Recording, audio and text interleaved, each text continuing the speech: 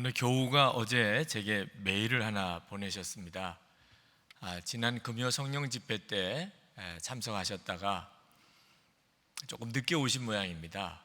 그래서 지하 4층 주차장으로 차를 가지고 내려가셨는데 차를 댈 데가 없어서 한참을 찾다가 마침 빈자리가 하나 있어서 거기에 차를 대시고 이제 집회를 참석하고, 그리고 몸은 피곤해도 온 성도들이 너무나 뜨겁게 기도하는 바람에 기도에 힘을 얻고 그렇게 간절히 기도하다가 지금 시간이 얼마나 됐을까, 그래서 휴대폰을 이렇게 보니까 문자가 와 있는 거예요. 차가 지금 출구를 막고 있습니다. 그런 문자를 보고 얼마나 놀랐는지 그냥 불이 주차장 쪽으로 내려가 보니까 당신 차가 5층으로 내려가는, 지하 5층으로 내려가는 출구에다가 그렇게 차를 댔더라고요. 얼마나 미안한지 죄송한지, 그리고 거기 밑에 지하 5층에서 올라오지 못하는 많은 차량들 때문에 얼마나 마음이 안타까운지, 잘못했다고 죄송하다고 그러면서 차는 옆으로 옮겼는데 밤새도록 잠이 안 오고 기도를 했답니다. 하나님, 저 때문에 힘들었던 분, 또 시험 들은 분 없도록 하나님께서 마음을 만져주고 위로해 주시자고 간절한 마음으로 기도하다가, 또 한편으로는 마음이 너무 감사한 것이 시간을 보니까 한 30분, 문자를 보낸 다음에 자기가 내려가기까지 한 30분이 걸렸는데 그 30분 동안 내내 거기서 그렇게 기다렸을 거 아니겠어요? 다른 데 같으면 내려가면 막 야단을 치고 소리를 지르고 심지어 멱살도 잡을 만한 일인데도 그렇게 미안합니다, 죄송합니다 했더니 새가족 처음 교회 오시는 분인 줄 그렇게 알았어요. 그러면서 오히려 미안하다, 죄송하다는 말에 축복해 주시더라는 거예요. 너무너무 감사해서 그 메일 마지막에 자기도 앞으로 판단하고 화내고 그러지 않고 실수하는 사람, 잘못하는 사람 있으면 그렇게 품어주고 그렇게 받아주고 그렇게 살겠습니다, 그렇게 마음의 결단을 했다는 거죠. 자, 금요일 성령 집회 때 지하 5층에 차를 주차하시고 그날 그런 어려움을 겪으신 분들이 누군지는 저는 모르겠어요. 그러나 너무 감사해요. 너무 감사. 그 30분 기다리는 일이 쉬운 일은 아니셨을 텐데 그 시험거리가 될 일을 하나님의 은혜로 바꾸어내는 그 성도들에게 너무 고맙습니다. 우리가 예수를 믿으면 삶이 변하게 되어 있고요, 삶이 변하지 않았다면 예수를 믿는 게 아니에요. 구원은 삶이 변화되는 걸 보고 아는 겁니다. 오늘 1절 말씀에 보니까 그러므로 사랑을 받는 자녀같이 너희는 하나님을 본받는 자가 되고 그랬습니다. 여러분, 자녀들은 부모를 그대로 닮게 돼 있잖아요. 그래서 뭐 누구 집 아이라고 말할 것도 없이 부모와 같이 이렇게 있어 보면 다 알잖아요, 그죠? 우리가 하나님의 자녀가 정말 맞다면 하나님을 닮은 것이 되어야 당연한 일이죠. 하나님을 안 닮았다면 하나님의 자녀가 아니잖아요. 그러니 하나님의 자녀라면 정말 하나님처럼 그렇게 거룩한 자가 되어줘야 맞지요. 여러분, 예수님을 내가 믿는다고 하는 말은 예수님이 내 마음에 계시다는 것을 아는 겁니다. 예수님이 내 마음에 계시고 예수님이 내 주님이시라면 당연히 예수님의 용서와 사랑을 하게 되죠. 오늘 세례 간증에서 우리가 은혜 받은 것처럼 예수님이 그렇게 만드시지요. 2절 말씀에 보면 그리스도께서 너희를 사랑하신 것 같이 너희도 사랑 가운데서 행하라. 그는 우리를 위하여 자신을 버리사 향기로운 제물과 희생 제물로 하나님께 드리셨느니라. 사랑하게 되는 것이 정상이에요. 예수를 믿으면 용서와 사랑의 사람이 되는 것. 예수를 믿는데도 내가 거룩한 사람, 사랑의 사람이 되지 않았다면 그건 거듭난 것이 아닙니다. 예수 믿는 거 아니에요. 5절 말씀에 아주 심각한 말씀을 합니다. 너희도 정녕 이것을 알거니와 음행하는 자나 더러운 자나 탐하는 자 곧 우상 숭배자는 다 그리스도와 하나님의 나라에서 기업을 얻지 못하리니. 사람이 음란, 거짓, 그리고 탐심, 모든 더러운 일, 이거 해결하지 않으면 지옥 간다 그 말이에요. 하나님의 나라에 있을 자리가 없다 그 말입니다. 요한일서 3장 9절 10절에 보면 하나님께로부터 난 자마다 죄를 짓지 아니하나니 이는 하나님의 씨가 그 속에 거함이요 그도 범죄하지 못하는 것은 하나님께로부터 났습니다. 그러면서 하나님의 자녀와 마귀의 자녀가 나타나는데, 의를 행하는 자나 또는 의를 행치 않는 자나 형제를 사랑하지 않는 자는 마귀에게 속한 자라, 하나님에게 속한 자가 아니고 마귀에게 속한 자라고 말씀했습니다. 여러분, 마음이 심히 무거운 말씀이긴 하지만 분명히 성경에 그렇게 말씀했어요. 우리가 거룩하고 사랑하는 사람이 되어야 진정 거듭난 자입니다. 예수님께서 사람이 어떤 사람인가, 구원받은 자인가 아닌가, 그 삶의 열매를 보고 안다고 그랬습니다. 마태복음 7장 18절, 19절, 20절에 보면 좋은 나무가 나쁜 열매 맺을 수 없고 못된 나무가 아름다운 열매 맺을 수 없느니라. 아름다운 열매를 맺지 아니하는 나무마다 찍혀 불에 던져지느니라. 이러므로 그들의 열매로 그들을 알리라. 여러분이 구원받았는지 안 받았는지는 여러분의 삶을 보면 알아요.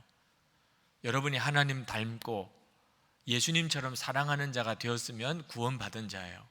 그러나 세상 여전히 좋아하고 여전히 숨겨진 죄가 많고 하나님 말씀대로 살지 못하고 싸우고 다투기를 좋아하면 죄송하지만 거듭난 것이 아니란 말입니다.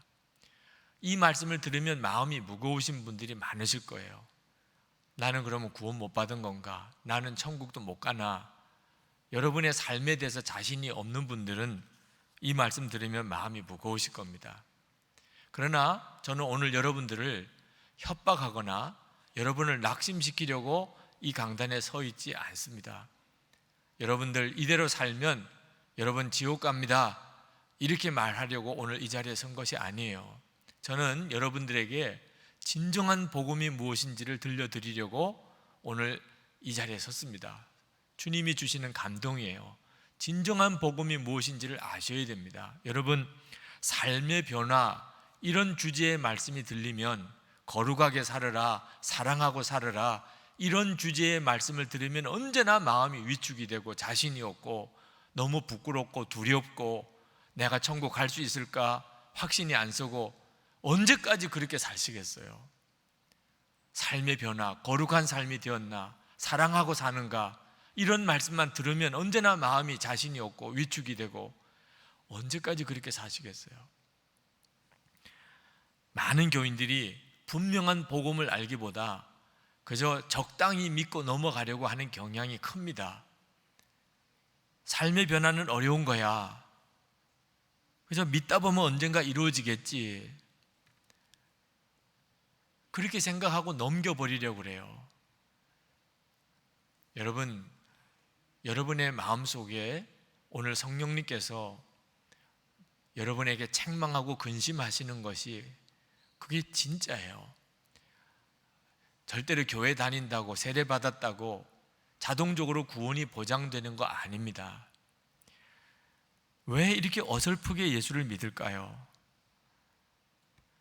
더 힘들어요.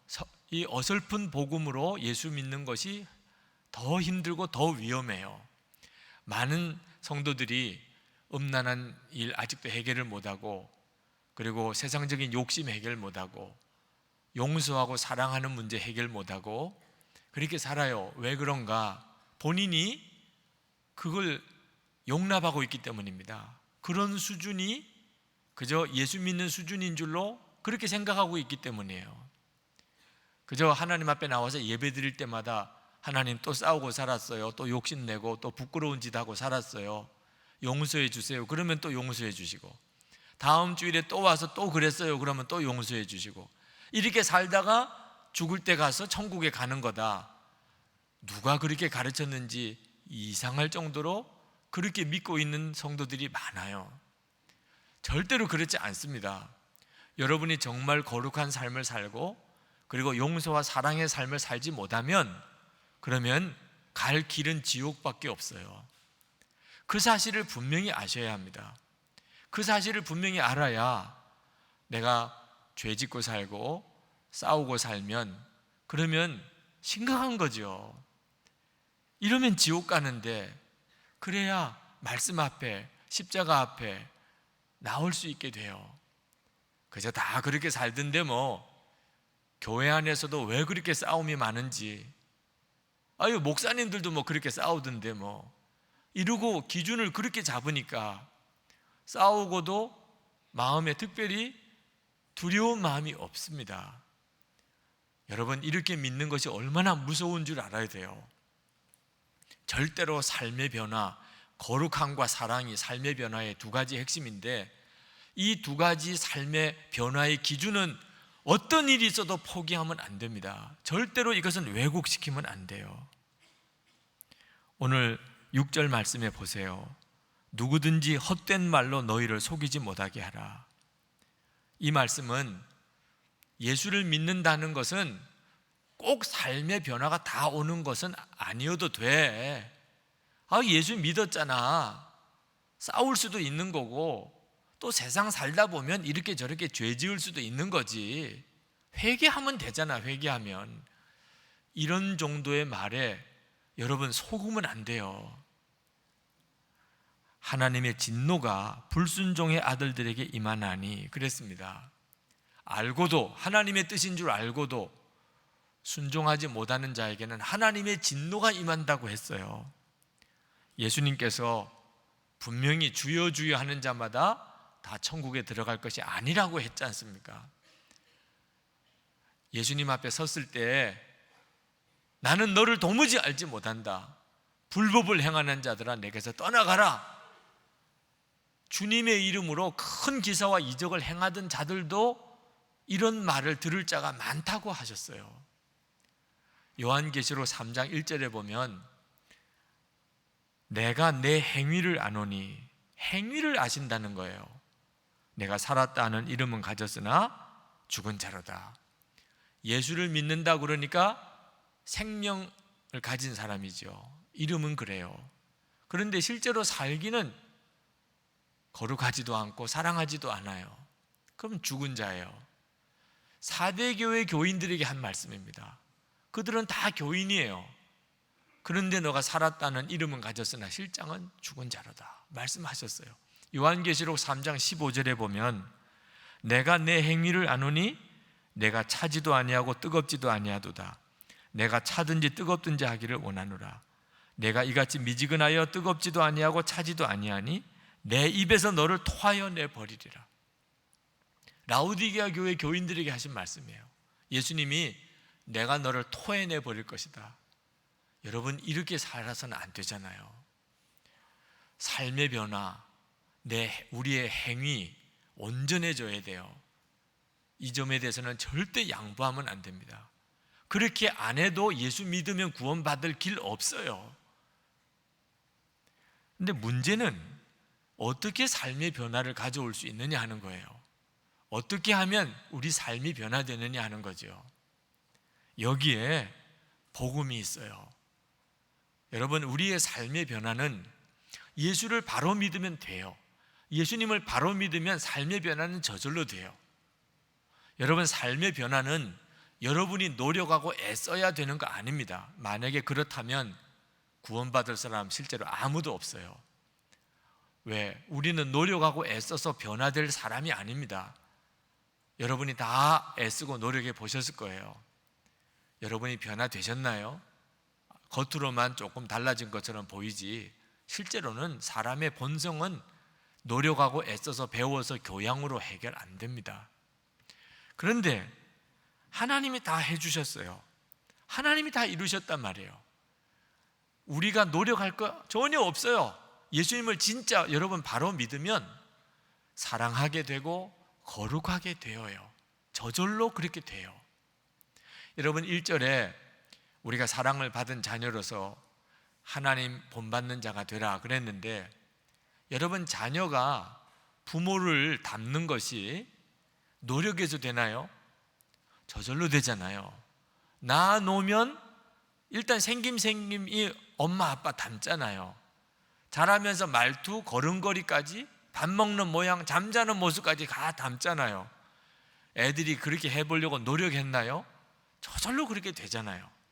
남의 집 애가 저 닮으려고 노력하면 제가 낳은 애가 되나요? 말이 안 되잖아요. 우리가 하나님의 자녀로 사는 것도 똑같아요.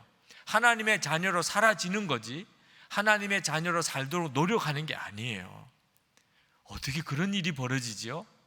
그게 바로 십자가의 놀라운 능력이에요. 하나님께서 우리가 하나님을 닮아 살도록 하나님이 다 만들어 놓으셨어요. 우리는 믿기만 하면 된다고요. 우리는 그냥 믿고 고백만 하면 되는 거예요. 우리는 옛사람, 우리 속에 있는 옛사람으로서는 절대로 거룩하게 사랑하며 못 삽니다. 그래서 하나님이 우리 옛사람을 하나님이 처리하셨어요. 예수님이 십자가에 죽으실 때 우리 옛사람도 함께 예수님과 함께 죽게 하시고, 그리고 그 다음부터 예수님의 생명으로 살게 하시는 이 놀라운 기적을 하나님이 다 이루셨다고요. 우리는 그것을 분명히 알고 믿고 고백하면 돼요. 로마서 6장 3절 4절 말씀을 보실까요? 무릇 그리스도 예수와 합하여 세례를 받은 우리는 그의 죽으심과 합하여 세례를 받은 줄을 알지 못하느냐. 오늘 세례 받으신 네 분이 계신데 그분은 예수님과 이제 같이 죽은 거예요. 하나님이 그렇게 인정하셨어요. 그리고 이제부터 4절에 보면 그러므로 우리가 그와 죽으심과 합하여 세례를 받음으로 그와 함께 장사되었나니, 세례식은 장례식이에요. 장례식 치르고 사는 거예요. 이는 아버지의 영광으로 말미암아 그리스도를 죽은 자 가운데서 살리심과 같이 우리로 또한 새 생명 가운데서 행하게 하려 함이라. 예수님이 죽었다가 부활하신 것처럼 우리도 옛사람으로 살던 자가 죽고 예수님의 생명으로 사는 자로 다시 태어난 거예요. 이것을 거듭나는 거라고 하는 겁니다. 이제는 하나님의 생명으로, 새 생명으로 살게 된 거예요. 살게 된 거예요. 우리는 거룩한 자가 된 거예요. 고린도전서 1장 30절 말씀에 너희는 하나님으로부터 나서 그리스도 예수 안에 있고 예수는 하나님으로부터 나와서 우리에게 지혜와 의로움과 거룩함과 구원함이 되셨으니, 그렇게 말씀하셨어요. 이미 우리 가운데 이루어진 거죠. 우리에게는 믿음만 필요해요. 이게 얼마나 놀라운 신비인지 모릅니다. 여러분, 이제 삶의 변화에 대해서 두려워하거나 답답해하거나 좌절하거나 할 필요가 없습니다. 하나님이 여러분을 거룩하고 사랑의 사람으로 만들어 주실 것이니까 그래요. 여러분이 할 일은 예수님의 십자가 복음을 여러분에게 분명하게 적용하고 믿고 고백할 뿐이에요. 나는 예수님과 함께 죽었습니다. 하나님 다 이루신 일이에요. 여러분이 이제 또 죽을 거 없어요. 믿을 것만 남았어요. 예수님은 이제 내 생명이고 내 주님이십니다. 고백하면 돼요. 많은 성도들이 옛날 생활 버리지 못하는 이유, 거룩하게 살기 힘들다, 사랑하며 살기 힘들다 말하는 이유는 하나 때문이에요. 예수님이 아직도 그의 주님이 아니기 때문입니다. 예수님이 주인이 아니시니까, 자기 힘으로 거룩하게 살고 사랑하며 살려고 애쓰니까 힘들고 어렵고 안 된다고 하는 거죠. 우리가 진짜 예수님을 정말 바로 믿으면, 바로 믿는 게 뭐지요? 나는 예수님과 함께 정말 죽었다는 사실을 인정하고 예수님이 내 주님이라고 내가 정말 받아들이면 이제는 내게는 주인이 계세요. 예수님이세요. 그 예수님이 내 마음에 오셨어요. 여러분이 그것을 진짜 믿으면 예수님이 여러분을 변화시켜 주시고 그리고 거룩하게 하시고 사랑하게 하신다니까요. 20세기 지성인 중에 최고의 지성인의 한 사람으로 일컬어지는 영국의 버트란트 러셀 경, 그는 나는 왜 기독교인이 아닌가라는 아주 도전적인 책을 썼습니다. 그 책을 내용을 쭉 훑어보면서 마음이 너무너무 아팠어요.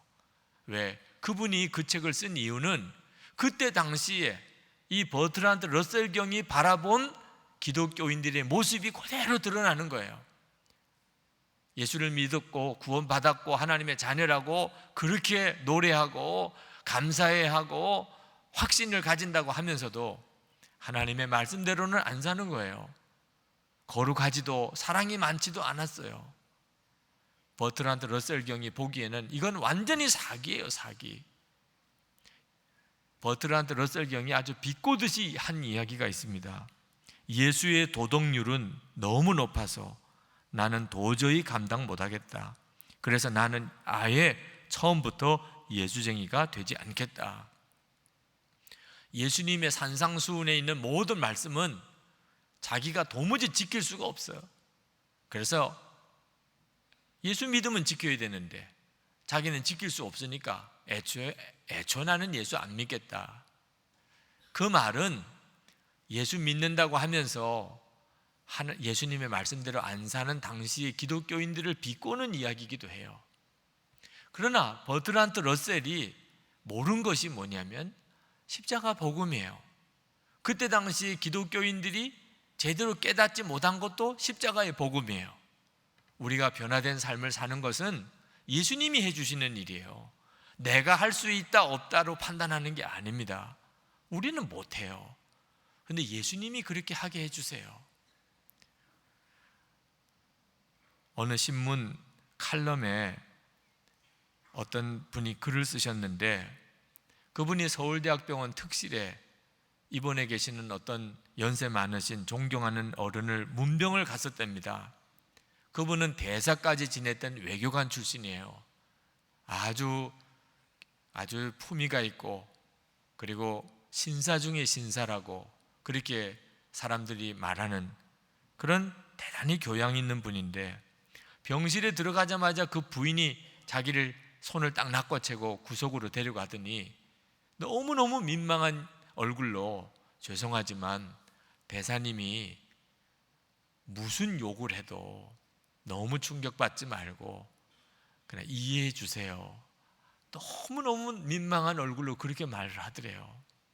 이분이 이제 중풍으로 쓰러지셔서 병원에 입원한 지가 오래됐는데 사람이 완전히 바뀌었어요. 누가 오든지 간에 상상할 수 없는 상소리를 하면서 욕을 한다는 거예요. 옆에 있는 부인으로서는 너무너무 창피하고 부끄러워서 어떻게 감당을 못할 정도로 어떻게 그런 분의 입에서 그런 욕이 나오려는지 제가 그 컬럼에 뭐 쭉 나온 예를 제가 여기서 옮겨드리지도 못하겠어요. 그랬더니 간병하시는 간병인이 자기가 이 서울대학병원 특실에서 우리나라 사회에 가장 존경받는 많은 분들, 사회 지도층 인사들 이렇게 간병을 하면서 경험을 해본 것에 의하면 이 정도는 너무너무 양호한 거예요.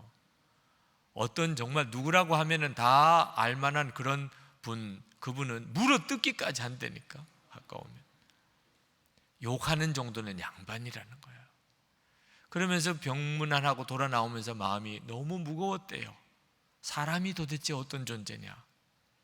그 교양 있는 언행, 행동, 그 밑바닥 속에는 그렇게 온갖 상소리를 하고 사람들이나 물어뜯고자 하는 그런 욕구가 있었다는 뜻 아니겠나? 이게 도대체 사람인가? 이게 사람의 본성인가? 그런 글을 쭉 쓰셨더라고요. 그래요. 사람은 그렇습니다. 사람이 스스로 노력해서 변화되려고 노력해서 변화되는 존재가 아니에요. 교양으로 사람이 근본이 해결되지 않아요. 모세가 모든 사람 중에 제일 온유한 사람이라고 성경은 말했죠. 그런데 그 모세가 말년에 혈기 한 번 내고 반석에 물을 내라고 하나님이 말씀으로 내라고 했는데 지팡이로 2번이나 내리쳤지요. 왜? 너무너무 화가 나서 이스라엘 백성들이 그렇게 원망하고 모세 보고 책임지라 그러고 그 백성들의 원망을 참다 못해서 혈기내고 내가 너희를 위해 물을 내랴, 그리고는 지팡이 들고 바위를 2번 내리치는 그 혈기 부린 행동 하나 때문에 가나안 땅에 못 들어갔잖아요. 모세는 그렇게 온유했지만 혈기가 없어진 건 아니었어요. 이것이 우리들 자신이란 말입니다. 우리로 보면 우리는 절대로 변할 가능성이 없어요.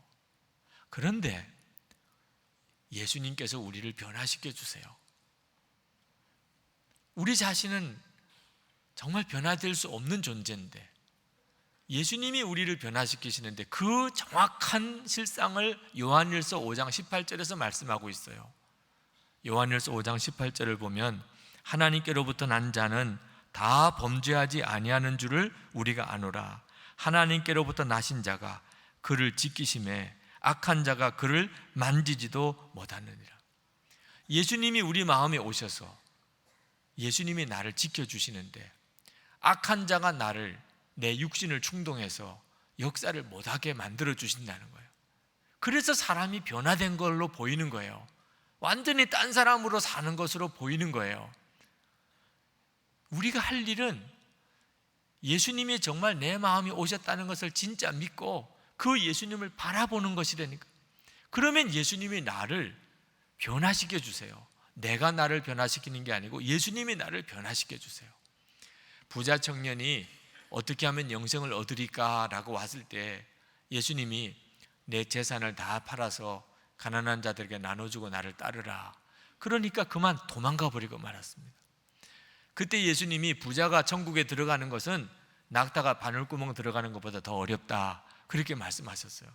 그랬더니 제자들이 아니 그러면 도대체 구원받을 사람이 누가 있겠습니까? 그랬어요. 절망이죠. 아니 세상에 있는 재산까지 다 팔아서 가난한 자에게 나눠줘야 될 정도라면 도대체 누가 구원받을 수 있겠습니까? 이것이 바로 삶이 변해야 구원받은 거다, 삶이 변해야 천국에 간다, 그런 말을 들을 때 많은 사람들이 가지는 절망이에요. 진짜 그런 사람만 구원받는다면 나는 불가능하겠네, 이런 생각이 들어요. 예수님께서 왜 그렇게 말씀하셨을까? 구원받는 게 어렵다는 걸 말하려고 하는 것일까요?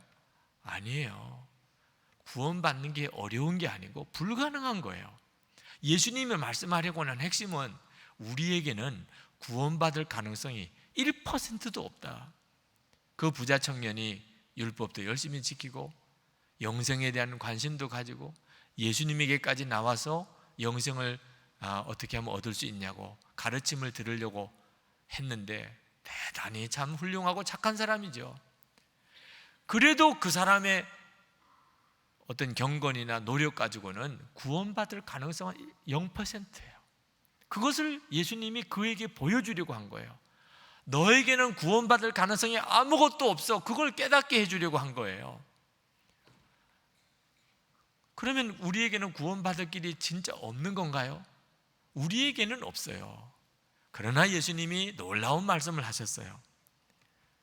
사람으로는 할 수 없으나 하나님으로는 그렇지 아니하니 하나님으로서는 다 하실 수 있느니라. 구원받을 길이 우리에게는 0%예요. 도무지 길이 없어요. 그런데 하나님이 다 해놓으셨어요. 우리가 구원받을 수 있도록 하나님이 다 해놓으셨어요. 그런데 그 하나님이 하신 일은 단순히 우리가 죄사함 받고 영혼만 구원받은 게 아니고 우리 삶도 하나님을 닮고 예수님이 하시는 대로 살도록 하나님이 다 만들어 놓으신다는 거예요. 그래서 우리가 구원받는 거예요. 가가와 도요이코라고 하는 일본 목사님, 일본에서 정말 존경받는 그런 목사님입니다. 근데 그 목사님이 예수 믿기 전까지는 완전히 폐인처럼 살았어요. 그는 아버지가 시장이었고 어머니는 기생이었는데 첩이죠. 첩의 아들로 태어났어요. 첩의 아들로 아버지 집에서 자라기는 했지만 온갖 멸시, 구박, 천대 다 받고 자랐어요. 이 세상에서 자기를 사랑하는 사람은 한 사람도 없었어요. 그가 죽기로 마음에 작정하고 그리고 길거리에 나와 앉아 있는데 구세군 전도대가 북을 치면서 전도하고 쭉 다니는 것을 보면서 갑자기 귀에 번쩍 그들이 전하는 메시지가 귀에 들어오는데, 하나님은 모든 사람을 다 사랑하십니다, 그런 말씀이 귀에 들어오는 거예요. 그래서 그가 쭈그리고 앉아있다가 일어나서 그 구세군 전도대를 따라가서 그 사람들에게 물어봤어요. 하나님이 첩의 아들도 사랑합니까? 기생의 아들도 사랑합니까? 그들이 하는 이야기가 물론이지요. 어떤 죄인이라도 하나님은 다 사랑하십니다. 당신도 물론 하나님이 사랑하십니다. 처음 들었어요. 사랑한다는 말을 누구로부터 처음 들었어요. 그리고 난 다음에 예수님을 구주로 영접하고 하나님이 진짜 나를 구원하려고 독생자까지 주신 사실에 이분이 완전히 녹아지고 변화된 거예요. 그리고 일본에서 가장 존경받는 그런 목사님이 되신 겁니다. 도대체 가가와 도요이코가 자기 힘으로 변화됐나요? 가가와 도요이코가 자기 힘으로 그렇게 인생이 바뀌었나요? 하나님이 다 해놓으신 것을 그는 믿고 받아들인 것뿐이에요. 사람이 그렇게 바뀌어요. 예수님께서 나사로 무덤 앞에서 나사로야 나오너라 그렇게 외쳤을 때, 만약에 우리가 그 자리에 같이 있었다면 우리는 예수님에게 틀림없이 그랬을 거예요. 예수님, 죽은 사람 보고 나오라고 그러면 어떡합니까? 살아있는 사람 보고 나오라 그래야지. 죽어서 나흘이나 되고 시체 썩는 냄새가 나는데, 아니 나오라 그러면 시체가 나올 겁니까? 아마 우리가 다 그때 예수님이 하시는 일이 이해가 안 됐을 거예요. 그런데 예수님이 나오라 그러니까 죽은 시체가 살아나서 나왔잖아요. 그런데 여러분, 이것이 바로 저와 여러분의 이야기예요. 우리로서는 가능성이 0%예요. 사람이 바뀐다는 게 가능성이 0%라고요. 영적으로는 완전히 죽은 거예요. 그런데 예수님께서 우리에게 복음의 말씀을 주시니 우리가 다 영생을 얻었고 하나님의 자녀로 일어나고 오늘 여기에 이렇게 나왔잖아요. 에베소서 2장 5절 말씀에 사도 바울이 허물로 죽은 우리를 그리스도와 함께 살리셨고 너희는 은혜로 구원을 받은 것이라. 우리가 기적을 경험하고 있는 거예요. 우리가 이미 죄로 인하여 죽었던 자인데 예수님으로 인해서 우리가 영생 얻었어요. 이보다 더 놀라운 기적이 어디 있나요? 삶의 변화는 말할 것도 없습니다. 어느 목사님이 어느 날 스스로에게 물어보셨대요. 너는 정말 행복하냐? 너는 지금 죽어도 후회가 없느냐? 대답을 못 하겠더래요. 나는 행복하지 않은 것 같아. 나는 지금 죽으면 너무 후회가 많을 것 같아. 당황스럽더래요. 내가 왜 이럴까? 목사로서 그동안에 많은 사람들 앞에 수도 없이 설교하고 전도도 하고 그랬는데 정작 나 자신이 행복하지 못하고, 그리고 죽음이 두려워요. 죽을 준비가 안 됐어요. 뭐가 문제일까? 그 목사님이 그 문제 때문에 정말 오랫동안 묵상하고 깊이 생각하는 중에 원인을 알았대요. 내가 그동안에 하나님을 위해서 열심히 살았고 목회하고 전도하고 신방하고 설교하고 그러면 되는 줄 알았는데 실제로는 예수님, 내 마음에 계신 예수님과 교제가 없었구나. 겉으로만 예수님을 믿었고 교회 일만 열심히 했지 실제로는 예수님을 알고 예수님과 교제하고 주님과 동행하는 이런 삶이 없었구나. 목사님이 그 점을 깨닫고 안타깝게 고백하는 것을 들었어요. 예수님을 알지 못하면 아무리 교회 일 열심히 해도 그렇게 공허할 수가 없어요. 우리에게 있어서 진짜 중요한 것은 예수님이세요. 저는 제가 나이가 60이 되고 또 70이 되고 80이 될 때 제가 어떻게 변할까 걱정이 있어요. 여러분들 걱정하시죠? 제가 60이 되고 70이 되면 어떻게 변할까? 사람이 나이가 들면 변하더라고요. 30대, 40대에 그때 그 생각과 말이 아니고, 나이가 들면요 노욕이 생기고 권위주의가 되고 쓸데없이 말이 많아지고 자기 주장만 강하시고 시대착오적인 생각에 빠지고, 나이가 드시니까 사람이 그렇게 되더라고요. 저도 똑같지 않겠어요? 나도 나이가 들면 그렇게 되지 않을까, 그것이 제게 있어서 걱정이에요. 큰 기도 제목이에요. 근데 성경을 가만히 읽어보니까 나이가 들었다고 다 그렇게 되는 게 아니더라고요. 모세는 120세가 됐는데도 한결 같았다고. 신명기 34장 7절에 보니까 눈이 흐리지 아니하였고 기력이 쇠하지 아니하였더라. 갈렙은 85세가 됐는데도 그가 40세 때와 똑같았다는 거예요. 여호수아 14장 11절 12절에 보면 오늘도 내가 여전히 강건하니 내 힘이 그때나 지금이나 같아서 싸움에나 출입에 감당할 수 있으니 그날에 여호와께서 말씀하신 이 산지를 지금 내게 주소서. 갈렙은 똑같았다는 거예요. 모세도 갈렙도 세월이 지나서 다 바뀌는 게 아니더라는 거예요. 예수님, 저도 정말 그렇게 되고 싶습니다. 나이가 들어 오히려 더 맑고 깨끗하고 온전한 주님의 통로가 그렇게 되는 길은 없습니까? 그때 성령님께서 제 마음에 주신 성경 구절이 있어요. 시편 119편 35절에서 37절 말씀, 여러분이 잘 알아들으실 수 있도록 새번역 성경으로 제가 읽어드리겠습니다. 내가 주님의 계명들이 가리키는 길을 걷게 하여 주십시오. 내가 기쁨을 누릴 길은 이 길뿐입니다. 내 마음이 주님의 증거에만 몰두하게 하시고 내 마음이 탐욕으로 치닫지 않게 해주십시오. 내 눈이 헛된 것을 보지 않게 해주시고 주님의 길을 활기차게 걷게 해주십시오. 예수님만 계속 바라보는 그런 도전을 하나님이 저에게 주신 이유예요. 24시간 예수님을 바라보라고 교우들에게도 계속 권하는 이유가, 여러분, 사람은 세월이 지나면 변해요. 좋게 변하면 좋은데 대부분은 그렇지가 않아요. 여러분이 예수 믿고 진짜 사람들이 당신 거듭났군요, 완전히 딴 사람이군요, 어떻게 그렇게 될 수 있을까요?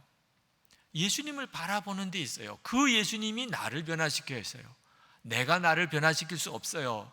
내가 예수님을 바라보면 그 예수님이 나를 변화시키세요. 저는 CCC의 김중건 목사님이 쓰신 글을 젊었을 때는 잘 이해 못했어요. 그런데 예수님을 알고 난 다음부터는 너무너무 공감이 되는 겁니다. 나는 내 무의식과 꿈속까지 예수 의식화가 된 골수 예수쟁이이고 싶다. 나는 성적인 꿈이나 먹는 꿈이나 개꿈 같은 것을 꾸기도 하지만 내 많은 꿈 속에 예수가 있고 40일을 금식 기도할 때도 밥 먹는 꿈보다 예수 꿈을 더 많이 꾸었다. 일생에 2번 의식이 죽었다 깨어난 경험이 있는데 그때도 나는 예수의 의식 속에서 깨어났으며 나의 언어의 대부분이 예수를 설교했고 내가 쓴 수천 통의 편지와 길가며 쓰고 밥 먹다 쓰고 자다 일어나 쓴 글도 예수이며 내 딸들을 위해 써놓은 한 줄 유서도 예수님을 사랑하라는 것이며 내 묘비명도 예수일 것이다. 예수는 나의 주, 나의 하나님이라는 신앙의 순도는 100%이고 싶다. 내게 흠도 티도 없는 최후의 순수하고 진실한 것이 있다면 목숨이 12번 다한 후에라도 더욱 사랑하고만 싶은 예수님이다. 여러분, 이렇게 사는 게 답답해 보이시나요? 여러분, 이것이 사람이 변화되는 하나님이 주신 축복의 길이에요. 여러분의 삶이 여러분의 힘으로 안 되는 변화, 거룩하게 사라지고 사랑하며 사라지는 역사가 여러분 안에 계신 예수님을 정말 사모하고 그 예수님을 계속 바라보는 데 있단 말입니다. 저는 이 길을 가는 것이 소원이 됐어요. 이것이 제 나이 60, 70, 80일 때 저의 모습을 결정할 것이기 때문이에요. 저는 여러분도 저와 함께 이 길을 함께 갔으면 좋겠어요. 로비에다가 아예 명단 갖다 놓고 접수 받고 싶어요. 저와 같이 그 길을 가실 분, 24시간 예수님을 바라보며 가실 분. 그래서 정말 우리가 함께 모여서 예수님이 나를 어떻게 변화시키는지를 같이 간증하고 살고 싶어요. 여러분 중에 예수 믿어도 술, 담배 끊지 못했어요. 그게 부끄러움이 되시는 분, 좋아요. 제가 한번 그분들만 모이는 속회 만들어 드릴게요. 예수 믿고도 술, 담배 끊지 못하는 이들의 속회, 속장 되시는 분이 궁금해요. 그러나 그때 모여서 해봐요. 여러분의 노력으로 안 된다고만 하지 말고 모여서 같이 정말 주님 바라보시고 같이 간증하고 안 되는 거 고백하고 서로 붙잡고 기도하고 매주마다 해보시라니까요. 변하나 안 변하나. 예수 믿고도 도박이 끊어지지 않는 분 좋아요. 안 되는 거 그대로 어쩔 수 없잖아요. 그 대신에 제가 속회로 모이게 해드릴게요. 예수 믿으면서도 계속 고스톱 좋아하는 사람들의 속회를 모이게 해드릴게요. 예수 믿고도 혈기가 해결 안 되는 분들 속회 모여드릴게요. 예수 믿지만 부부싸움 지독하게 하시는 부부들 제가 모아드릴게. 모여서 함께 서로를 위해 기도하고 정말 예수님을 계속 바라봐 보세요. 여러분들의 입에서 간증이 나와요. 나는 전에 이런 사람 아니었습니다. 주님이 나를 변화시키셨습니다. 이건 엄청나고 놀라운 축복이에요. 자, 이제 우리 같이 기도합시다. 지금 우리 마음과 생각 속에는 오직 예수님밖에 없잖아요. 그렇죠? 근심거리, 고민, 걱정 다 사라졌잖아요. 예수님밖에 없잖아요. 이렇게 하루도 한 주간도 평생을 사는 거예요. 주님이 여러분의 삶을 놀랍게 변화시킬 줄 믿습니다. 기도하겠습니다. 은혜와 사랑에 충만하신 아버지 하나님, 주여 도와주시고 역사하시되 오늘도 사랑하는 성도들을 축복하시고 하나님의 능하신 손에 사로잡아 주옵소서. 아버지 하나님, 우리의 마음과 생각을 온전히 붙들어 주신 주님 감사합니다. 아버지 하나님, 너무나 놀라우신 주님의 은혜 찬양합니다. 우리 속에 있던 모든 복잡한 생각들 다 주님 십자가에 못 박혔고 예수님만 우리의 마음과 생각에 오직 한 분이 되어주시니 주님 감사합니다. 주의 사랑하는 성도들의 마음과 생각을 하나님께서 온전히 기름 부어 하나님 구별하시고 축복하시고 붙들어 주셔서 주님만 더욱 바라보며 하나님 삶의 놀라운 승리와 변화를 경험하며 살게 하여 주옵소서.